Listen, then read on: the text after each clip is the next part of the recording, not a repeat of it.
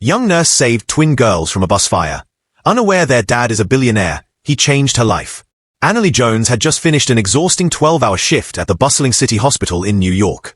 The emergency room had been relentless, filled with injured, sick, and desperate patients all day. As dusk fell, she clocked out, her steps heavy but her spirit still strong. Sliding into her old, faithful car, she began the long drive home through the quiet city streets. The road ahead stretched empty and peaceful. Fields of wild grass swayed gently in the cool evening breeze, calm and serene, until a thick pillar of black smoke suddenly pierced the horizon. Anali's heart jumped. Instinctively, she pressed harder on the accelerator, her pulse racing as the scene came into view.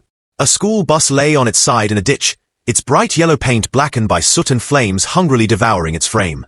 Screams and panicked cries cut through the smoke like knives. Without thinking, Anali jerked her car off the road, flung open the door, and sprinted toward the wreckage. The heat was overwhelming, almost alive, pushing against her. Smoke clawed at her throat and stung her eyes, but she charged forward, driven by a force greater than fear. Near a broken window, two small girls banged desperately against the glass, their faces twisted with terror. Without hesitation, Anali tore off her jacket and wrapped it around her hands, then yanked open the emergency door with all her strength. Flames licked the seats inside, their greedy fingers reaching for the children. Anali plunged inside, each breath searing her lungs, the metal burning her palms even through the jacket. She could barely see through the smoke but reached out blindly, finding the first girl and lifting her into her arms. The second clung to her leg, sobbing. Holding them close, Anali stumbled backward toward the exit. Just as she leapt from the bus, a thunderous explosion ripped through the vehicle, the force throwing her forward onto the grass. She lay there for a moment, gasping, ears ringing, but the girls were alive. They were alive. Anali sat up slowly, cradling the trembling twins against her chest. She whispered softly to calm them, and herself, as sirens wailed somewhere in the distance. When paramedics arrived, Anali refused treatment until she knew the girls were safe. Only then, her strength spent, did she let them lead her into an ambulance. Later that night, at St. Agnes Hospital, Anali sat quietly in a corner of the pediatric ward, wrapped in a thin hospital blanket. Her clothes were ruined, her skin smudged with soot, her eyes heavy with exhaustion. But she stayed watching over the twins as doctors tended their minor burns and gave them oxygen. Suddenly, the hospital doors burst open. A tall man rushed in, panic carved across his face, his expensive suit wrinkled and his usually immaculate tie askew. His eyes scanned wildly until they landed on the two small figures lying in beds. Morgan Woods was a man who commanded boardrooms and bent markets to his will. But in this moment, he was simply a father who had nearly lost his entire world. He fell to his knees beside the beds, gathering his daughters in his arms. Tears spilled down his usually composed face. The girls clung to him, murmuring about the lady who saved them, their tiny voices breaking with emotion. Morgan turned to the nurse who had stepped forward to check the monitors. "Who?" he demanded hoarsely. "Who saved them?" A senior nurse gestured toward Anali, sitting modestly on the far side of the room, her gaze lowered as if trying to disappear. Morgan stared at her, so small, so exhausted, yet a woman who had faced fire and death without hesitation. He crossed the room in a few strides. "You're Anali Jones?" he asked, voice thick with emotion. Anali nodded, too tired for words. Morgan dropped to one knee before her, reaching out but not quite touching, as if afraid to break the fragile miracle before him. "Thank you," he said simply, his voice cracking. "Thank you for saving my daughters." Anali managed a small smile, shaking her head as if to brush off the praise. "Anyone would have done the same," she whispered. But Morgan knew that wasn't true. The world was full of people who turned away when danger struck. Anali had run toward it. Slowly, he stood, a silent promise forming in his mind. He would not let this act of bravery go unanswered. The next morning, soft golden sunlight spilled through Anali's small apartment windows. The world outside was stirring. Delivery trucks rumbled, birds sang, and a neighbor's dog barked. Anali stirred beneath her faded quilt, aching from the previous day's ordeal. For a moment, the events felt like a strange, half-remembered dream. The flames, the smoke, the terrified faces of two little girls, the surge of adrenaline that had carried her through what should have been impossible. She rubbed her eyes and sat up slowly, staring at her scrubs draped over a chair, stained and soiled. Had she really done that? A sudden knock at the door startled her. It was barely 7 a.m.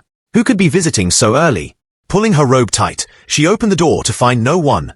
Only a large bouquet of pristine white lilies resting against the frame, with a thick envelope tucked carefully among the stems. The sweet scent of the flowers filled the air. Anali clutched the bouquet and envelope to her chest, heart pounding for reasons she couldn't explain. With trembling hands, she brought them inside and tore open the envelope. Inside was a single sheet of heavy, expensive paper embossed with gold trim. The handwriting was strong and deliberate. Dear Anali, I hope you will forgive me for reaching into your life without permission. After what you did for my daughters, I felt I had to know more about the woman who risked everything to save them. What I found was a story of resilience, kindness, and unwavering strength. I learned about the long hours you work, the sacrifices you've made, and the dreams you have placed on hold time and time again. No one should have to bear so much weight alone. It is with the deepest gratitude and admiration that I tell you your debts have been paid in full. Your student loans, your medical bills, everything. Consider them a closed chapter. Furthermore, I have arranged for you to receive a full scholarship to the medical school of your choice. The world needs more healers like you, and you deserve the chance to fulfill your dreams. Lastly, I would be honored if you would accept the position of Executive Director at the newly established Woods Healthcare Initiative, a foundation dedicated to providing care for underserved communities. It would be yours to shape, to lead, to make real and lasting change. Whatever your decision, please know that you have already made an indelible mark on my life and the lives of my daughters. You are, and always will be, part of our family. With deepest thanks, Morgan Woods. Anali read the letter again and again, tears blurring the words.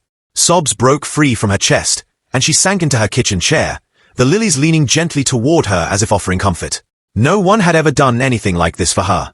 In her 27 years, she'd learned to expect nothing, building her life from grit and scraps. Dreams were secret things she tucked away, only pulling them out when she dared to hope. Now, they were no longer dreams, they were possibilities. She pressed the letter to her heart and let the emotions wash over her.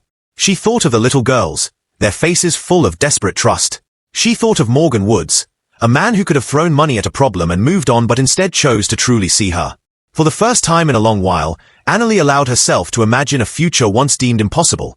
A future where she could finish medical school, become a doctor, and heal not just bodies, but entire communities. A future without the crushing fear of financial ruin. The sun climbed higher, bathing the apartment in warm light. Anali wiped her tears away and smiled through the lingering emotion. Today, everything was different. Today, everything was possible. Over the following days, Anali stepped into her new life. Lawyers contacted her with paperwork confirming her debts had been erased. Medical schools sent acceptance letters, not just any schools, but some of the finest in the country. Packages arrived at her apartment, textbooks, study guides, a brand new laptop. An invitation came for a formal dinner where Morgan Woods would introduce her as Executive Director of the Woods Healthcare Initiative. Anali found herself swept into a world she'd never imagined. A world where doors once firmly closed now swung open with welcoming arms. But through it all, she stayed grounded. She volunteered extra hours at the local free clinic. She visited the hospital where she'd met the twins, checking in on old patients anew. She remembered who she was, where she came from, and carried those roots with her into every new room. The night of the dinner arrived. Anali stood before the mirror in a simple, elegant dress. Morgan's assistant had helped her pick it out. Her hands trembled slightly as she adjusted a small silver pendant, a gift from the twins, engraved with the words, "Forever grateful." She thought of her parents, long gone, who had taught her to work hard and love fiercely. She thought of every sleepless night, every lonely meal, every whispered prayer for one break. Tonight, she would not stand alone. As she entered the grand ballroom, heads turned. Anali walked with quiet dignity. Her heart was full of hope, of gratitude, and the fierce determination that had carried her through fire itself. Her life had been changed forever.